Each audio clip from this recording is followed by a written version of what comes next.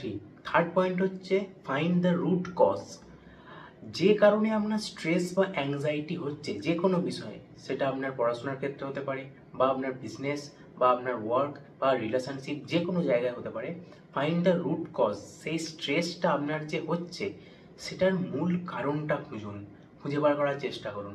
আপনি যখন সেই মূল কারণটা খুঁজে বার করবেন না, তখনই দেখবেন সেই জায়গাটা আপনি যদি সলভ করে দেন, আপনার পুরো স্ট্রেসটা সঙ্গে সঙ্গে রিডিউস হয়ে যাবে, কারণ আপনার সেই জিনিসটা ব্যালেন্স হয়ে যাবে। নাম্বার ফোর হচ্ছে spend time with your hobbies.